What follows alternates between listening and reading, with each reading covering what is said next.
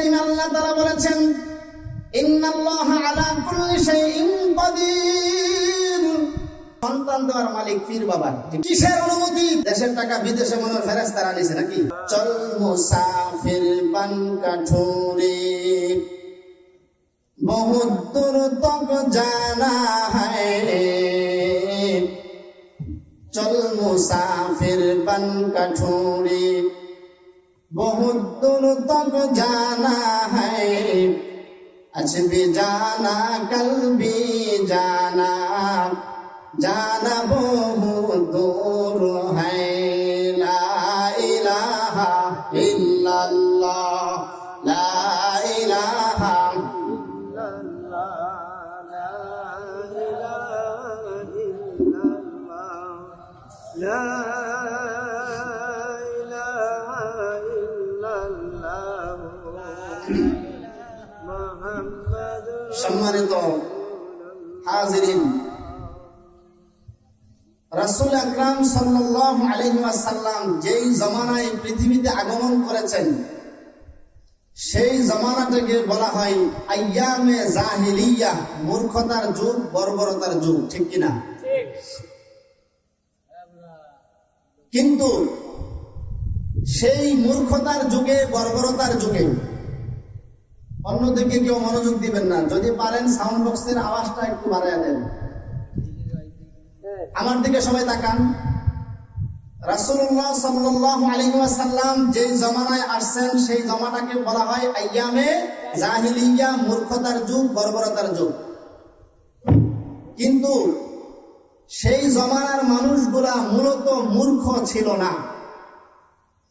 তাদের জ্ঞান, গরিমা, বুদ্ধি, বিবেচনা এত বেশি ছিল যে মানুষ যদি মরুভূমির বালুর উপর দিয়ে হেঁটে যেত, মানুষের পদচিহ্ন দেখে তারা বলে দিতে পারত কতক্ষণ আগে এই রাস্তা দিয়ে মানুষ গেছে। ঠিক কিনা বলেন? আচ্ছা, বর্তমানে বালুর উপরে মানুষের পায়ের ছাপ দেখলে আমরা কেউ বলতে পারবো? কিন্তু তারা বলতে পারত। তাহলে তাদের মেধা, বুদ্ধি, বিবেচনা কম ছিল না বেশি? তারপরে আপনার উটের মলমূত্র দেখলে তারা বলে দিতে পারত এটা কি পুরুষ উটের মলমূত্র নাকি নারী উটের। তাহলে তাদের বুদ্ধি, বিবেচনা, জ্ঞান, বুদ্ধি কম ছিল না বেশি? বেশি থাকার পরেও আল্লাহ রাসূল সাল্লাল্লাহু আলাইহি ওয়াসাল্লাম তাদেরকে জাহেল, মূর্খ, বর্বর বলেছেন। ঠিক কিনা? আমরা জানি আবু জাহেলের আগের নাম ছিল আবুল হেকাম, মানে বুদ্ধির বাবা। কিসের বাবা? বুদ্ধির বাবা। কিন্তু পরবর্তীতে তার নাম হলো আবু জাহেল, মূর্খের বাবা। তার মানে আবু জাহেলের বুদ্ধি, বিবেচনা, জ্ঞান, গরিমা বেশি ছিল। ওই তৎকালীন যুগের মানুষ শিক্ষা দীক্ষায়ও যথেষ্ট উন্নয়ন অর্জন করেছিল। কারণ তৎকালীন সময়ের মানুষ, বেশিরভাগ মানুষ ছিল কবি। বেশিরভাগ মানুষ কি ছিল? কবি। কারণ আপনারা জানেন আমাদের নবীকে কাফেররা, জাহিলি যুগের মানুষরা যতগুলো গালি দিয়েছে এর মধ্যে একটা গালি ছিল মুহাম্মদ কবি। নবীজি সাল্লাল্লাহু আলাইহি সাল্লাম যখন কোরআনের আয়াত মানুষকে শোনাতেন তখন তারা বলতো এটা মুহাম্মদ কবির কবিতা। তার মানে তৎকালীন সময়ে আরবদের মধ্যে অনেক কবি, সাহিত্যিক ছিল যারা কথার মিল করে করে কথা বলতো। এই জন্য কোরআনের আয়াত যেহেতু একটার সাথে একটা মিল, এই জন্য তারা নবীজিকে বলতো কবি।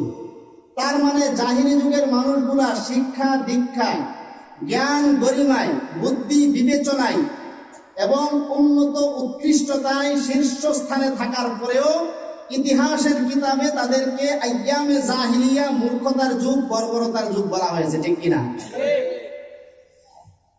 ভাইরা আমার, নবীজি সাল্লাল্লাহু আলাইহি ওয়াসাল্লাম যেই যুগে পৃথিবীতে আগমন করলেন, এই যুগের মানুষের বুদ্ধি বিবেচনা জ্ঞান গরিমা সব কিছু বেশি থাকার পরেও আল্লাহ রাসূল সাল্লাল্লাহু আলাইহি সাল্লাম তাদেরকে জাহেল বলেছেন, মূর্খ বলেছেন। তার কারণ কি?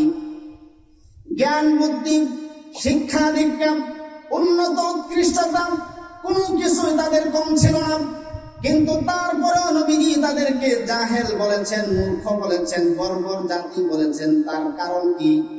তার কারণ আছে না নাই বলেন?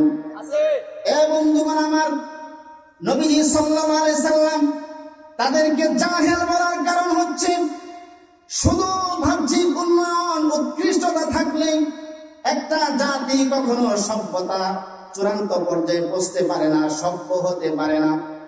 কিছু অনৈতিক চরিত্র আর নিকৃষ্ট গুণের কারণে আল্লাহর নবী তাদেরকে জাহেল এবং মূর্খ বর্বর বলেছেন। ঠিক কিনা বলে? কিছু অনৈতিক চরিত্র এবং নিকৃষ্ট গুণাবলীর কারণে তারা ছিল জাহেল। শুধু শিক্ষা দীক্ষা বাহ্যিক উন্নয়ন উৎকৃষ্টতার কারণে কোন জাতি শিক্ষিত জাতি সমাদৃত জাতি হিসাবে বিবেচিত হতে পারে না। মৌলিক কিছু মানুষের মৌলিক কিছু গুণাবলী আছে, যেই গুণাবলী অর্জন না করলে, বাহ্যিক শিক্ষা দীক্ষা আয় উন্নতি অর্জন করলে সে জাতি কখনো শিক্ষিত জাতি হতে পারে না, মৌলিক গুণাবলী যদি তার মধ্যে না থাকে। ভাইরা আমার, আরবদের শিক্ষা দীক্ষা বুদ্ধি বিবেচনা জ্ঞান গরিমা এবং উন্নত উৎকৃষ্টতা সব কিছু থাকার পরেও তাদের কিছু নৈতিক চরিত্রের কারণে, অনৈতিক চরিত্রের কারণে এবং নিকৃষ্ট কিছু গুণের কারণে আল্লাহর হাবিব তাদেরকে মূর্খ আর বর্বর জাতি বলেছেন। এ বন্ধু, ওই 1500 বছর আগের মানুষদের সাথে জমানার সাথে যদি আপনি বর্তমান জমানাকে মিলান, বর্তমান জমানায় শিক্ষা দীক্ষা আয় উন্নতি জ্ঞান গরিমা সব কিছু বেশি আছে। সব কিছু বেশি থাকার পরেও যদি কিছু অনৈতিক চরিত্র আর নিকৃষ্ট গুণাবলী আমাদের মধ্যে থাকে, এই জমানার মানুষের মধ্যে থাকলেও বাহ্যিক উন্নয়ন হইল এই জমানার মানুষগুলো নব্য জাহিরি যুগের মধ্যে আছে। ঠিক কিনা বলেন ভাইরা আমার? জাহিরি যুগের মানুষের মধ্যে সেই নিকৃষ্ট গুণগুলা কি ছিল? খুব সংক্ষেপে শুনেন। 1 নম্বর নিকৃষ্ট গুণ ছিল তারা আখিরাত বলতে কোনো কিছু বিশ্বাস করত না। তাদের কাছে আখিরাত বলতে কিছু ছিল না। তারা যা কিছুই করত সব কিছুই ছিল দুনিয়া কেন্দ্রিক, আখিরাত বলতে তাদের কাছে কিছু ছিল না। ঠিক কিনা বলে ভাইরা আমার?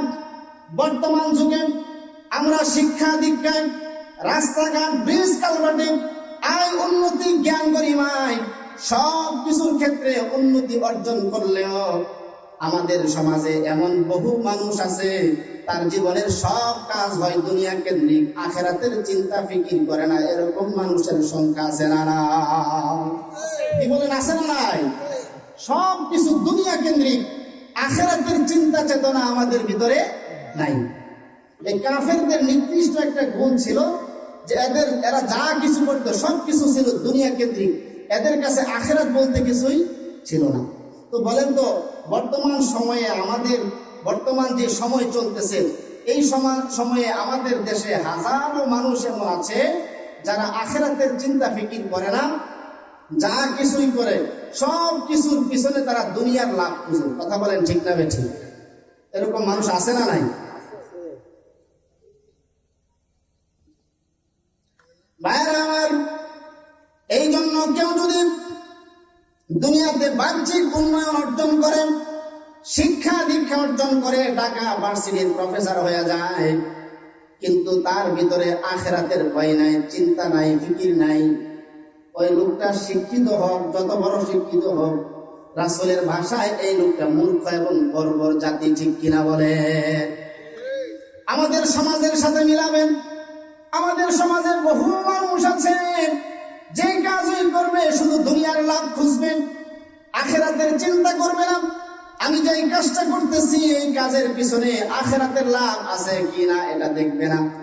এই জন্য এই জমানায়, বর্তমান জমানায় যারা মুমিন হবে, মুমিন বান্দাদের একটা গুণ হবে, তারা দুনিয়াতে এমন কোনো কাজ করবে না যে কাজের মধ্যে আখিরাতের লাভ নাই।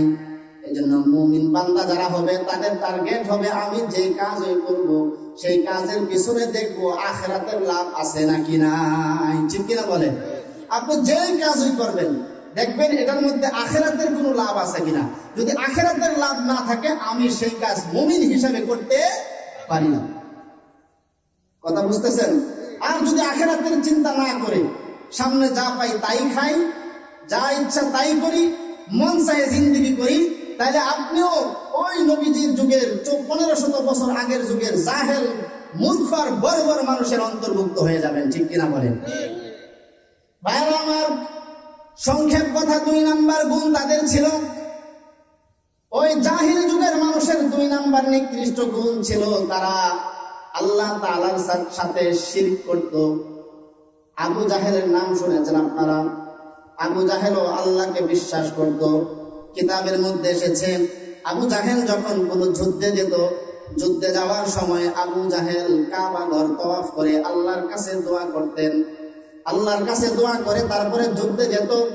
তার মানে আবু জাহেলও আল্লাহকে বিশ্বাস করত, কিন্তু তারা আল্লাহকে বিশ্বাস করলেও আল্লাহর সাথে শরীক করছে, আল্লাহর সাথে বিভিন্ন মূর্তিকে শরীক করছে, এবং কি কাবা ঘরের ভিতরে 360টি মূর্তি তারা ঢুকিয়ে দিয়েছিল। ঠিক কিনা বলেন? এ মুসলমান, জাহিলি যুগের মানুষের একটা গুণ হচ্ছে নিকৃষ্ট গুণ, তারা শিরকের সাথে জড়িত ছিল। বর্তমান সময়ে দেখেন আপনি মিলায়া, বর্তমান সময়ে আমাদের দেশের মানুষের মধ্যে শিরক আছে না নাই? এ বন্ধু, অনেক মানুষ, আমাদের দেশের অনেক মানুষ শিরকের সাথে জড়িত। কেউ আছে দল করতে গিয়া শিরিক করে, কেউ আছে পীরের মুরিদ হইয়া শিরিক করে। কথা বলেন ঠিক কিনা? দল হয়ে দল করার জন্য শিরিক করে কিভাবে? কোরআনুল কারীমে আল্লাহ তাআলা বলেছেন, ইন্নাল্লাহা আলা কুল্লি শাইইন কাদির। আমার আল্লাহ তাআলা বলেছেন সব কিছুর ক্ষমতার মালিক হলেন আল্লাহ। কিন্তু আমাদের দল আমাদেরকে শিক্ষা দেয় সব ক্ষমতার উৎস হচ্ছে জনগণ। কথা বলেন ঠিক কিনা? আল্লাহ বলেছেন সব ক্ষমতার মালিক আল্লাহ, আমরা বলি ক্ষমতার উৎস, ক্ষমতার মালিক হচ্ছে জনগণ। এবার বলেন তো, কেউ যদি ক্ষমতার উৎস, ক্ষমতার মালিক জনগণকে মনে করে, তাহলে আল্লাহর সাথে শিরিক হবে কিনা? এ মুসলমান, মনে রাখতে হবে, আমাদের ইমানের দাম আমাদের দলের চেয়ে বেশি। কথা বলেন ঠিক কিনা? বলেন তো, শিরিক করলে মানুষের ইমান থাকে নাকি নষ্ট হয়ে যায়? মনে রাখতে হবে। আমি স্পষ্ট ভাষা আপনাদেরকে বলতে চাই, আমাদের গায়ের পোশাকের চেয়ে আমাদের কাছে আমাদের ইমানের দাম বেশি। আমাদের পরিবারের চেয়ে আমাদের ইমানের দাম বেশি। আমাদের সমাজের চেয়ে আমাদের কাছে ইমানের দাম বেশি। আমাদের দলের চেয়ে আমাদের কাছে ইমানের দাম বেশি। আমাদের নেতার চেয়ে আমাদের কাছে ইমানের দাম বেশি। সুতরাং আমরা ইমান রক্ষা করার জন্য প্রয়োজনে গায়ের জামা খুলতে রাজি আছি, ইমান ছাড়তে রাজি নই। ইমান রক্ষা করার জন্য সমাজ ছাড়তে রাজি আছি, দেশ ছাড়তে রাজি আছি। ইমান বিসর্জন দিতে রাজি নই। ইমান রক্ষার জন্য নেতাকে তালাক দিতে রাজি আছি, ইমান ছাড়তে রাজি নই। ইমান রক্ষার জন্য প্রয়োজনে দলকে ছাড়তে রাজি আছি, ইমান ছাড়তে রাজি নই। কথা বলেন ঠিক কিনা? কারণ আমাদের দলের চেয়ে আমাদের ইমানের দাম কম না বেশি? মুসলমান, দলের পিছনে ঘুরে দলকে খুশি করার জন্য, নেতাকে খুশি করার জন্য আপনি ইসলামের বিরুদ্ধে অবস্থান গ্রহণ করেছেন। দলকে খুশি করার জন্য শিরকি কথা আপনি বিশ্বাস করেছেন।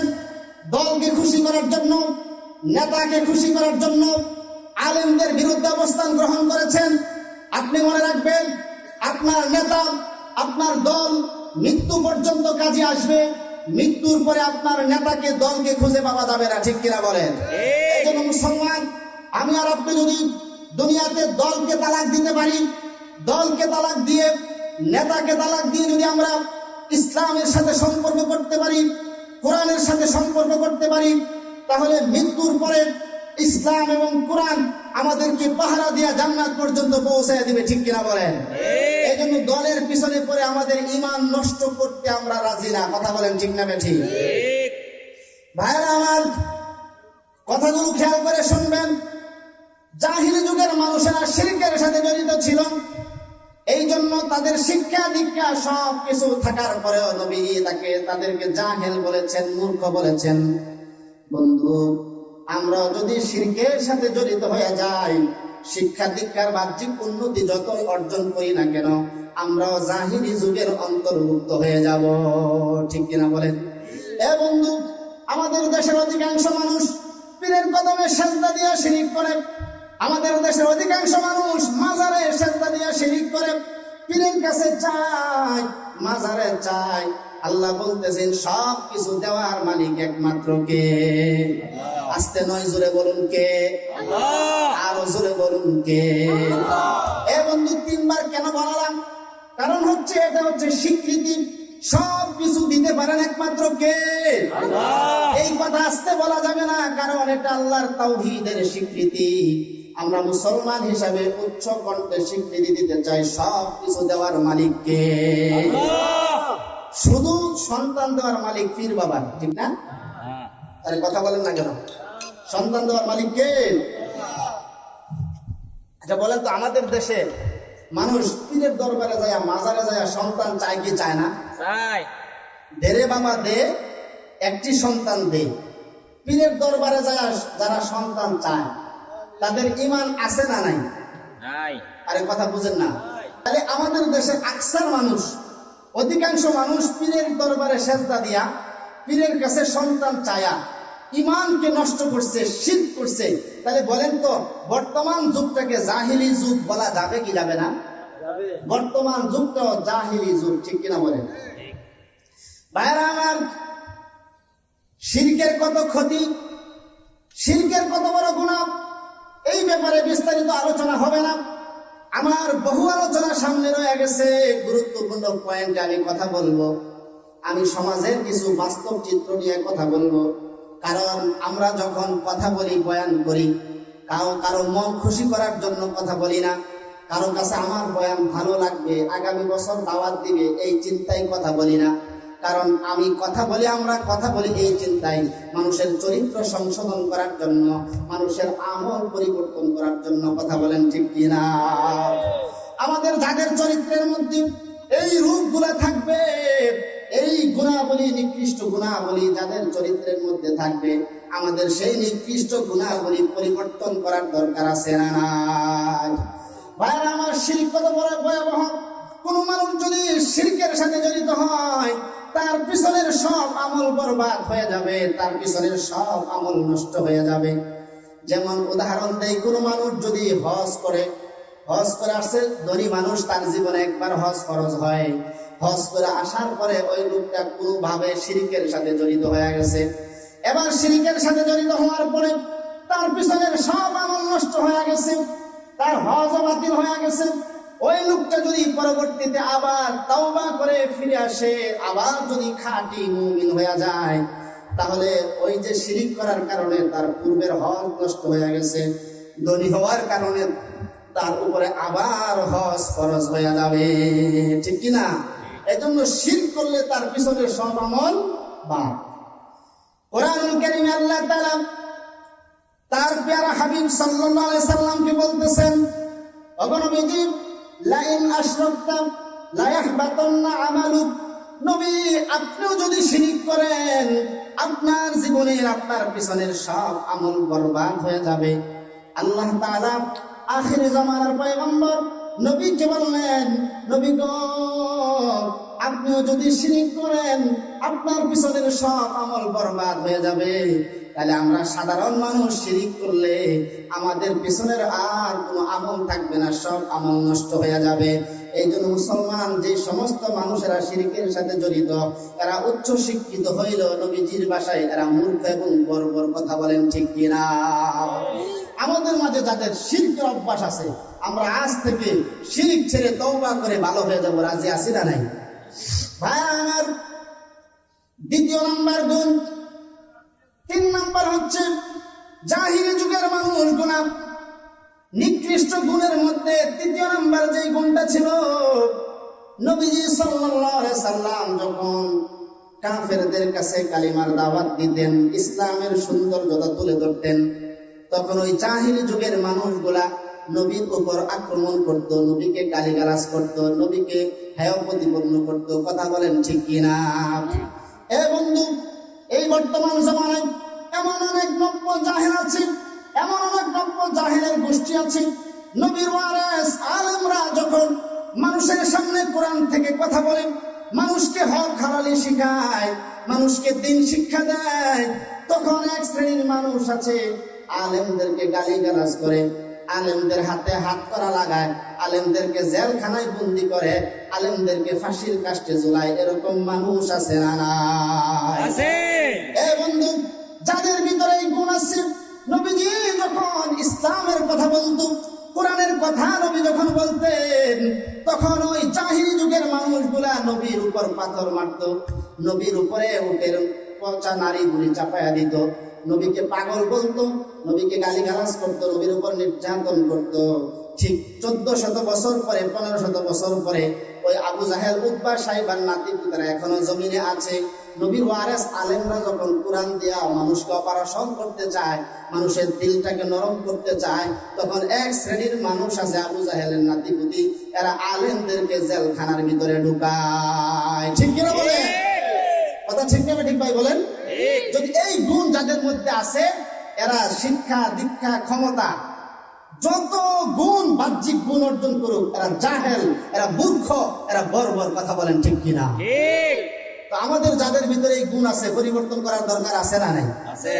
ভাইরা আমার, তারপরে নবীজি সাল্লাল্লাহু আলাইহি সাল্লাম যখন কাফেরদের সামনে কোরআন কারীম তেলাওয়াত করতেন, কোরআন মানুষকে শোনাতেন, তখন কাফেরদের মধ্য থেকে, জাহেলদের মধ্য থেকে এক শ্রেণী ছিল, নবীজির কোরআন তেলাওয়াত যেন মানুষ শুনতে না পারে, এই জন্য হট্টগোল করতো, কোরআন শুনতে দিত না। এই বন্ধু, 1500 বছর পরে ওই জাহেল লোকদের রক্ত, ওই যে আমার আগের বক্তা রক্তের কথা বলে গেছেন, সেই আবু জাহেলের রক্ত যাদের ভিতরে আছে, তারাও যখন নবীর ওয়ারেস আলেমরা যখন মানুষের সামনে কোরআন তাফসীর করে শোনায়, তখন গানের অনুষ্ঠান বন্ধ করে না, তাফসীর মাহফিল বন্ধ করে দেয়। কথা বলেন ঠিক কিনা? এই দেশে 90% মুসলমানের দেশ, এই দেশে গানের অনুষ্ঠান করলে অনুমতি নেওয়া লাগে না, কিন্তু কোরআনের তাফসীর মাহফিল করলে অনুমতি নিতে হয়। কথা বলেন ঠিক কিনা? কিসের অনুমতি? আল্লাহর জমিনে আল্লাহর দ্বীন কায়েম করার জন্য, আল্লাহ রাব্বুল আলামিন মানুষের হেদায়েতের জন্য, মানুষের কলবকে পরিষ্কার করার জন্য আল্লাহ তাআলা 30 পারা কোরআন দিয়েছেন। আল্লাহ নবী কি বলেছেন? আপনি কোরআন তেলাওয়াত করে মানুষকে শোনান। আল্লাহর নবী আলেমদেরকে, নবীর ওয়ারিস আলেমদেরকে দায়িত্ব দিয়ে গেছেন, কোরআন তেলাওয়াত করে মানুষকে শোনাও, কোরআন মানুষকে বুঝাও। আল্লাহর জমিন, আল্লাহর আলো বাতাস সব কিছুর উপরে কোরআন থেকে আমরা কথা বলবো। অনুমতি নিতে হবে কার কাছে? দুনিয়ার কোন নেতা নেত্রীর কাছ থেকে, কোন পান্ডা নেতার কাছ থেকে কোরআনের মাহফিলের অনুমতি নিতে আমরা রাজি না। কথা বলেন ঠিক কিনা? কোন অনুমতি লাগবে না কোরআনের মাহফিলের। ঠিক কিনা বলেন? যারা বাধা দেয়, যারা মাহফিল বন্ধ করে দেয়, যারা বক্তার নামে লিস্টি করে দেয়, মনে করবেন এরা এই জমানার নব্য জাহিরি যুগের বর্বর এবং মূর্খ জাহেল জাতি। কথা বলেন ঠিক কিনা? ভাইরা আমার, জাহিলি যুগের মানুষের আরেকটা স্বভাব ছিল, তারা সুদের সাথে বেশি জড়িত ছিল, তারা সুদের লেনদেন বেশি করত। বলেন তো এই জমানায় সুদ কম না বেশি? আসতে বললেন কেন? জোরে বলেন, কম না বেশি? বন্ধু, এমন কোন মহল্লা নাই যে মহল্লার ভিতরে সুদ নেই। সুদের লেনদেন, জাহিলি যুগের মানুষেরা সুদের লেনদেন করত বেশি। বর্তমান যুগে যারা সুদের লেনদেন করে, বর্তমান যুগে যারা সুদের সাথে জড়িত, আল্লাহর নবী সাল্লাল্লাহু আলাইহি সাল্লামের ভাষায় এই মানুষগুলা জাহেল এবং মূর্খ। যদিও শিক্ষিত হোক না কেন, যদিও ক্ষমতা থাকুক না কেন, যদিও টাকা পয়সা অর্থ সম্পদ থাকুক না কেন, এই জমানার মানুষগুলো জাহেল এবং মূর্খ জাতি। কথা বলেন ঠিক কিনা? কারণ হচ্ছে, ক্ষমতা যত বেশি হোক না কেন, টাকা পয়সা যত বেশি থাকুক না কেন, টাকা পয়সা ক্ষমতা এগুলা বেশি হওয়া আল্লাহর কাছে পছন্দনীয় হওয়ার দলিল নয়। আল্লাহর কাছে পছন্দনীয় হওয়ার দলিল হচ্ছে দুইটা। জোরে বলেন, কয়টা? আল্লাহর কাছে পছন্দনীয় হওয়ার দলিল হচ্ছে দুইটা। আমার সম্পদ বেশি, আল্লাহ আমাকে পছন্দ করেন, বিষয়টা এমন নয়। আমার ক্ষমতা বেশি, আমাকে মনে হয় আল্লাহ পছন্দ করেন, বিষয়টা এমন নয়। কারণ ক্ষমতা থাকা, টাকা থাকা আর অর্থ সম্পদ থাকা আল্লাহর কাছে পছন্দনীয় হওয়ার দলিল নয়। ঠিক কিনা বলেন? এ মুসলমান, বলুন তো দেখি, ফেরাউনের ক্ষমতা কম ছিল না বেশি? জোরে বলেন। ফেরাউনের ক্ষমতা বেশি ছিল, কিন্তু ফেরাউন আল্লাহর প্রিয় হতে পারে নাই। কারুনের সম্পদ কম ছিল না বেশি? কারণ আল্লাহর প্রিয় হতে পারে নাই। কারণকে আল্লাহ রাব্বুল আলামিন মাটির নিচে দাবায়া দিয়েছেন। কারণের বিশাল সম্পদ এরিয়া সহ আল্লাহ তাআলা মাটির নিচে দশায়া দিয়েছেন। আপনারা ইসলামী মানচিত্রের মধ্যে দেখবেন বুহাইরে কারণ উপসাগর। কারণকে আল্লাহ তাআলা যে জমিনের মধ্যে দাবায়া দিয়েছেন তার এরিয়া সহ সেখানে বিশাল সমুদ্রের মতো হয়ে গেছে। এখন স্পিড বোট নিয়ে পর্যটকরা মহড়া দেয়, ঘুরে ঘুরে দেখে। কিন্তু এই জায়গার মধ্যে আল্লাহ তাআলা কারুনকে তার সম্পদ সহ দাবায়া দিয়েছেন। সুতরাং সম্পদ বেশি হইলে আল্লাহর প্রিয় হওয়া যায় না, ঠিক কিনা বলেন? সম্পদ বেশি হইলে আল্লাহর প্রিয় হওয়া যায় না। ক্ষমতা বেশি থাকলে আল্লাহর প্রিয় হওয়া যায় না। আল্লাহর কাছে প্রিয় হওয়ার, মহব্বতের হওয়ার দলিল হচ্ছে দুইটা। জোরে বলেন কয়টা? এক নাম্বার হচ্ছে শিরক মুক্ত ঈমান, দ্বিতীয় নাম্বার হচ্ছে সুন্নাহ মোতাবেক জীবন। যে ব্যক্তি শিরক মুক্ত ঈমান রাখলো এবং তার নিজের জীবনটাকে নবীজির সুন্নাহ মোতাবেক সাজালো, ওই লোকটার দুনিয়াতে টাকা নাই, অর্থ সম্পদ নাই, ক্ষমতা নাই, প্রভাব প্রতিপত্তি কোনো কিছু নাই, কিন্তু তার শিরক মুক্ত ঈমান আছে। তার নিজের জীবনটা নবীজির সুন্নাহ মোতাবেক সাজিয়েছে।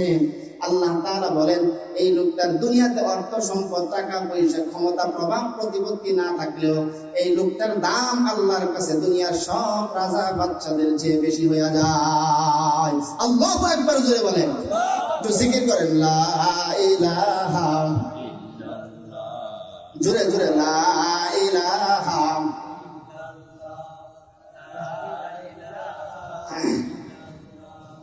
লা ইলাহা লা ইলাহা। কি ধৈর্য সহকারে শুনবেন তো? হ্যাঁ, শুনবেন না নাকি শেষ করে দিতাম? শুনেন, খুব গুরুত্বপূর্ণ কথা ভাইরা আমার। তাহলে জাহেল যারা ছিল, মূর্খ বর্বর জাতি, তাদের মধ্যে সুদ ঘুষ এগুলা বেশি ছিল। শুধু তাই নয়, চুরি ডাকাতি, মদ্যপান, জিনা, ব্যভিচার, খুন, ধর্ষণ, হত্যা এগুলা তাদের জীবনের দৈনন্দিন জীবনের কাজ ছিল জাহেলি যুগের মানুষদের। হে বন্ধু, বলেন তো দেখি বর্তমান যুগে চুরি ডাকাতি কম না বেশি? আরে কথা বলে না, কম না বেশি? যদি কমই হইতো, বেশি না হইতো, তাহলে কি আর দেশের টাকা বিদেশে পাচার হয়? দেশের টাকা বিদেশে মনে হয় ফেরেশতারা নিছে নাকি? যারা নিছে তারা ফেরেশতারা সুর? আরে জোরে বলেন না কেন? এ বন্ধু, জাহিলি যুগের মানুষের মধ্যে চুরি ডাকাতি, জিনা, ব্যভিচার, হত্যা, খুন, ধর্ষণ এগুলো তাদের জীবনের দৈনন্দিন জীবনের কাজ ছিল। বর্তমান সময়ে চুরি ডাকাতি, জিনা, ব্যভিচার, হত্যা, খুন, ধর্ষণ আছে না নাই? এ বন্ধু, আমি তো বলি বাংলার প্রত্যেকটা ইঞ্চি ইঞ্চি মাটিতে চুর। কথা বলেন ঠিক কিনা? কেমনে ইঞ্চি ইঞ্চি মাটিতে চুর? বাংলার জমিনের কিছু চোর আছে যারা প্রফেশনাল চোর, মানে তারা চুরি করে খায়, তাদের পেশা চোর, পেশাগত চোর। আর কিছু মানুষ আছে পেশাগত চোর না, কিন্তু সুযোগে চুরি করে। কথা বলেন ঠিক কিনা? যেমন উদাহরণ নেই, আমরা এখানে যারা বসা আছি, আমরা কেউ মানে প্রফেশনাল চোর না, পেশাগত চোর না, কিন্তু বন্ধু আপনার মোবাইল থেকে 1.5 লক্ষ টাকা দামের আইফোনটা যদি পড়ে যায়, 5টা মিনিট পরে ঘুরে গিয়ে আপনি আইফোনটা খুঁজে পাবেন না। কথা বলেন ঠিক কিনা? তার মানে বোঝা গেল এই মাটিতেও চোর আছে না নাই? কি বলেন? আইফোন 1.5 লক্ষ টাকার আইফোন পড়ে গেলে রাস্তায় পাইবেন না। কিন্তু উচিত ছিল কি যে আমার পকেট থেকে মোবাইলটা পড়ে গেছে, 3 দিন রাস্তায় পড়ে থাকবে, কেউ ধরবে না। এটা ছিল উচিত, ঠিক কিনা বলেন? কিন্তু 10 মিনিট পরে ঘুরে গেলে মালিক আর খুঁজে পায় না। তাহলে বোঝা গেল ইঞ্চি ইঞ্চি মাটিতে কি চোর।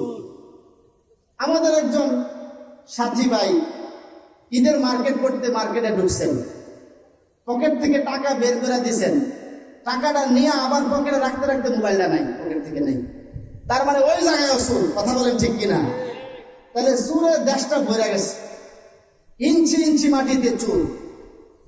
তাহলে চোর, চুরি, ডাকাতি, মদ্যপান, জিনা, ব্যভিচার, বলেন তো মদ্যপান আমাদের দেশে কম না বেশি? আরে মদের লাইসেন্স দেওয়া মিয়া, মদের কি দেওয়া? লাইসেন্স দেওয়া। মদ্যপান, জিনা, ব্যভিচার, তারপরে আপনার জুয়া, ইয়াবা, ফেন্সিডিল, বাবা, এগুলা দেশটা ভরে গেছে। তাহলে বলেন জাহিলি যুগের মানুষের মধ্যে চুরি, ডাকাতি, জিনা, ব্যভিচার, হত্যা, খুন, দর্শন এগুলা ছিল, এখনো এগুলা আছে। তাহলে এই যুগটাও কি জাহিলি যুগ নয়? কি বলেন, এটা জাহিলি যুগ না? এটা জাহিলি, নব্য জাহিলি যুগ। ভাইরা আমার, আমি আমার ভাষায় বলি যে বর্তমান সময়ে মানুষ যারা আছে, আমার ভাষায় বলি যে মানুষ বর্তমান সময়ে আছে, কিছু মানুষ ব্যতীত অধিকাংশ মানুষ শুধু আকার আকৃতিতে মানুষ, ভিতরে সব পশু। কথা বলেন ঠিক কিনা?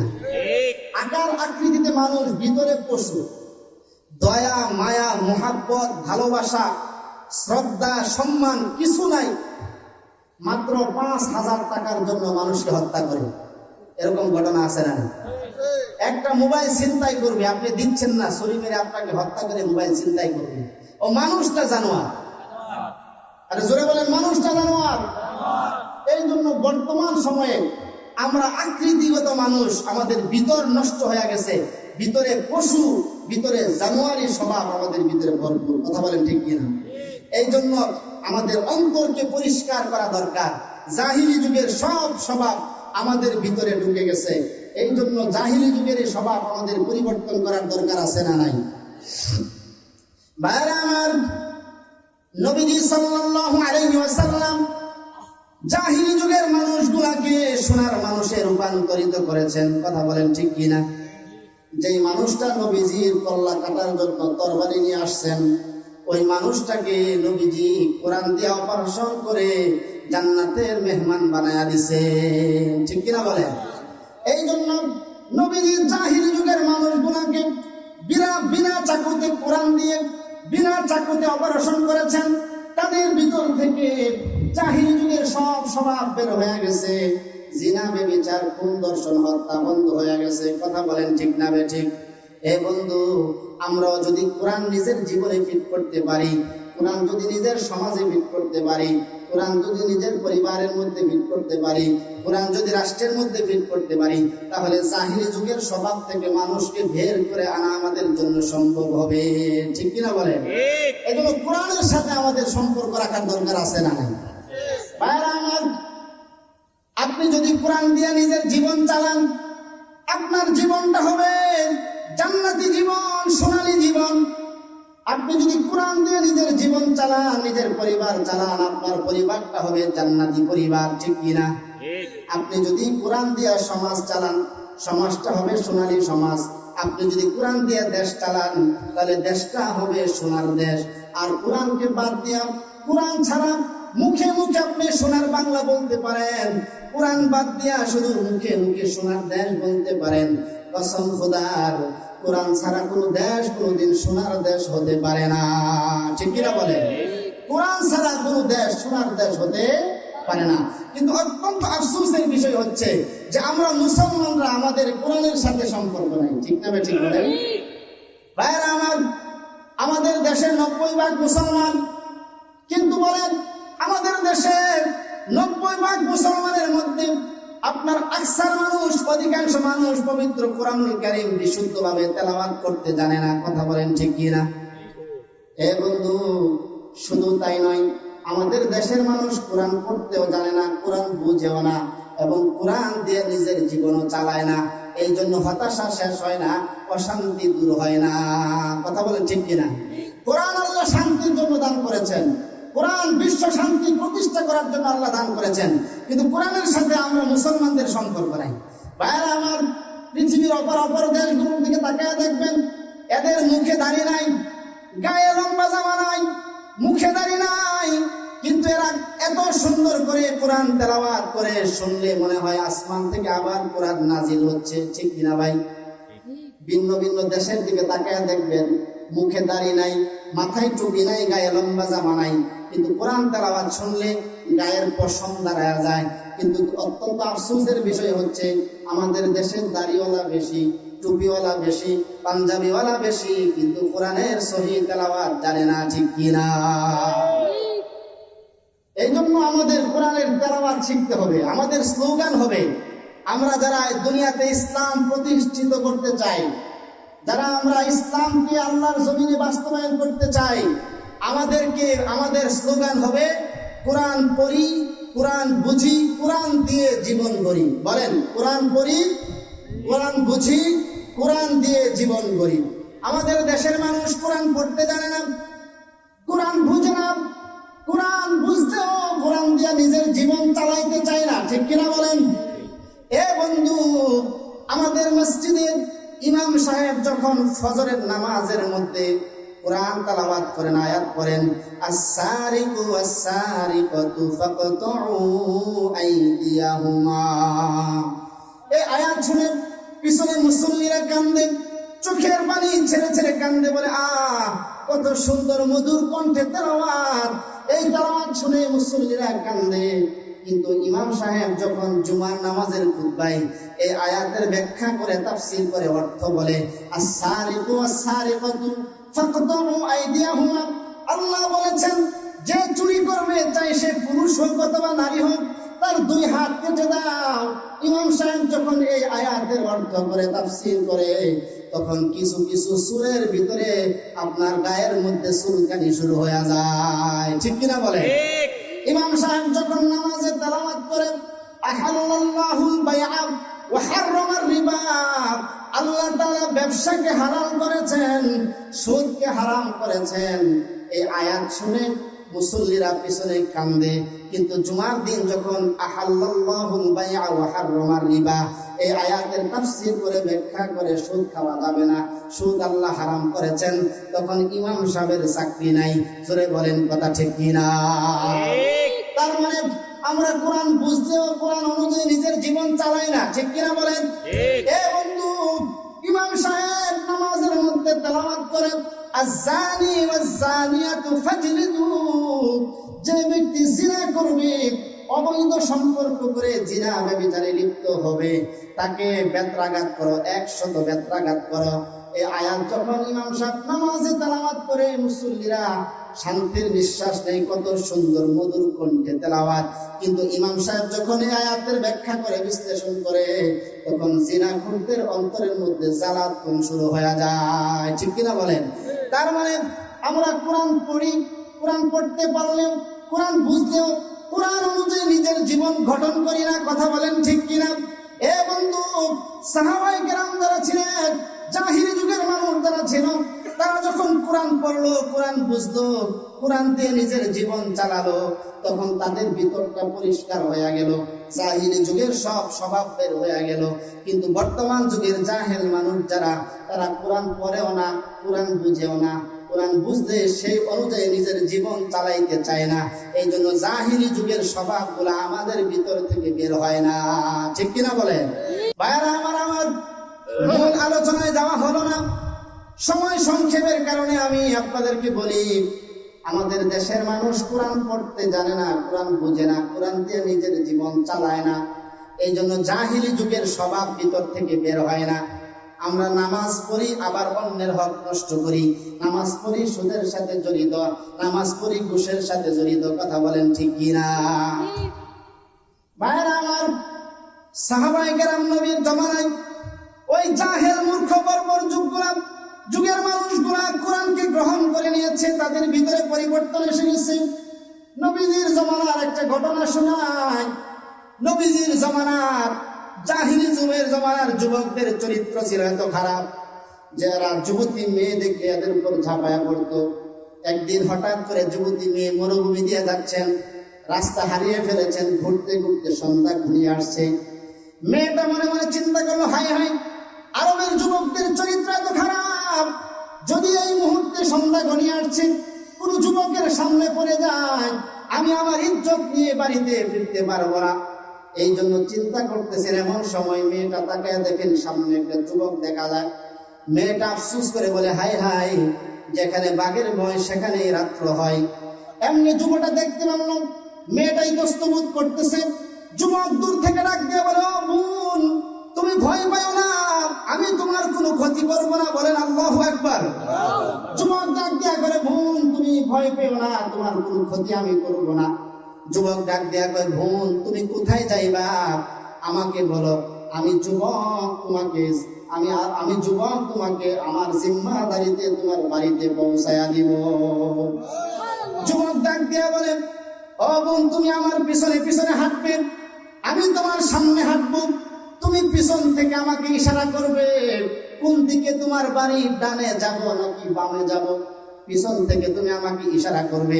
যাই হোক, যুবক সামনে হাঁটতে লাগলো, মেয়েটা পিছনে হাঁটতে লাগলো, বাড়ি পর্যন্ত যুবক তার দায়িত্বে পৌঁছায়া দিল। পৌঁছানোর পরে মেয়েটা ডাক দিয়া বলে, যুবক আমি তোমাকে দুটা প্রশ্ন করব, দুটা প্রশ্নের জবাব দিয়া তুমি চলে যাবা। এক নাম্বার প্রশ্ন, যুবক আরবের যুবকদের চরিত্রতে এত সুন্দর ছিল না, আরবের যুবকরা নারী দেখলে ঝাঁপায়া পড়তো, তাহলে তোমার চরিত্র এত সুন্দর হইল কেমনে?